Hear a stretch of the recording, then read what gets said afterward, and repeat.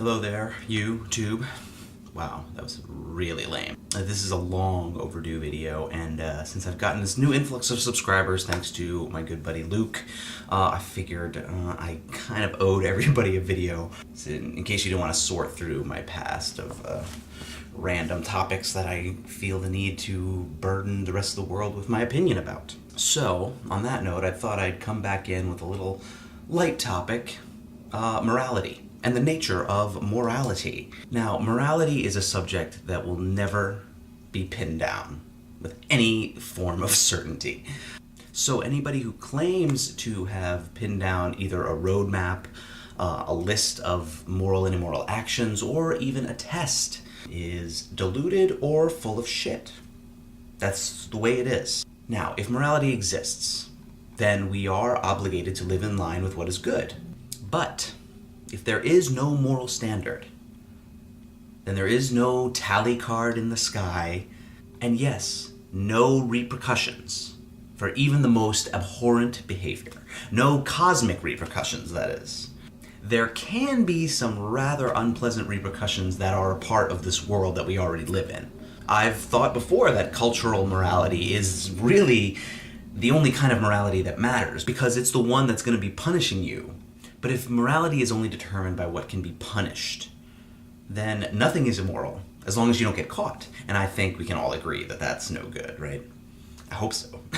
Then what are our options? We have to create a list of what's right and wrong that applies to everyone. Or, at the very least, some sort of test that can be applied to any situation so we can figure out what is best. Now, things can be good and evil, but there needs to be some reason that compels us to act good. Now, religion takes out the element of, not being caught and being able to get away with whatever you're trying to do. Because God is everywhere. He can see everything that you're doing. So there's no possibility, none whatsoever, that you will not be caught. So that's one step above the cultural model, at least. But where religion fails is because the motivation is still to avoid punishment. Or, at the very least, be deprived of paradise, which would be rather hellacious, don't you think? But it should be to our benefit, in our own best interests to act good. Acting good should be a virtue in and of itself, not because of the punishments that we'll get if we don't act that way, or even really because of the benefits that we may get from acting good. But then at the same time, if we reduce morality to only what is beneficial to us, those actions aren't moral and immoral. They're beneficial. But just because something allows us to survive doesn't mean it's moral.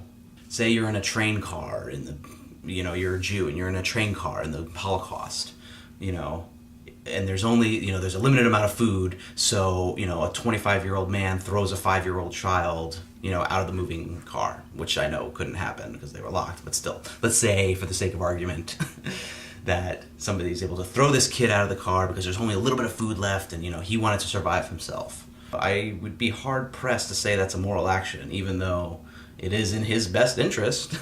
It is to his benefit to survive. This equating of beneficial and moral, I have a real problem with. But people love to cling to the idea that there are definitive answers out there, because it gives a sense of order to the universe. There is a path for us to follow. There is a greater purpose to our existence. Even though it may elude us today, all we need to do is brush away the debris and we can uncover all those noble truths. The truth that will guide us on this path that we are destined to follow. And if there are rules, then there must be a reason for us to follow them. And we get the double benefit of these truths, not only telling us what is right, but also reassuring us that yes, you are part of a plan. And if you're not religious, then humans become gods. Because we're the ones who have taken on the burden of compiling the list of those self-evident, inalienable rights. So what next? We've thrown God overboard, and now everything is permitted, right? Christians love to use that quote from Dostoevsky, even though they neglect to point out that Dostoevsky himself was tormented by this idea, because he was part of this enlightened group, this kind of generation of enlightened thinkers who were beginning to question this notion of God, basically. But more than that, just questioning things, period, instead of just accepting what has been passed down. So this reasonable, enlightened part of him, came to reason that there really isn't a sky daddy watching us.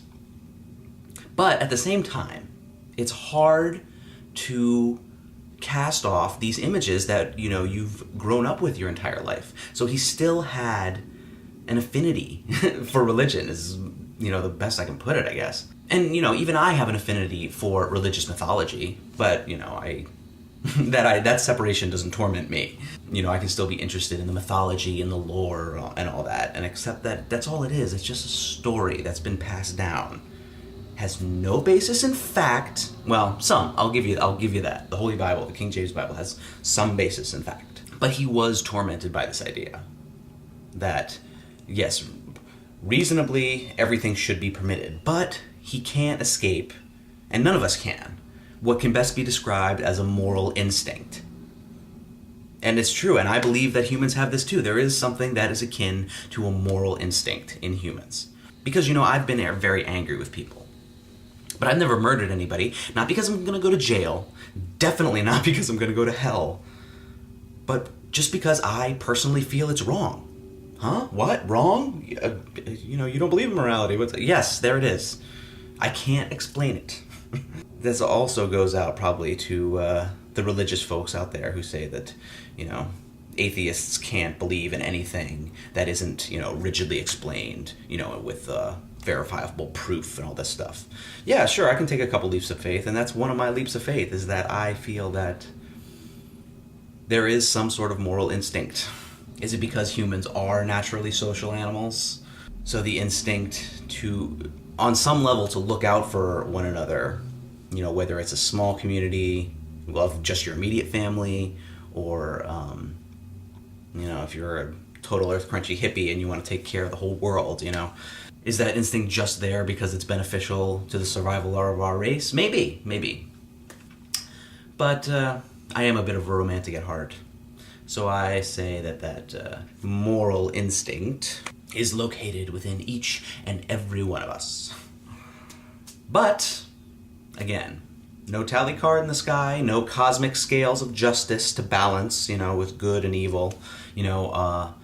The wars that we fight that are between good and evil are not a manifestation of some battle going on in the sky.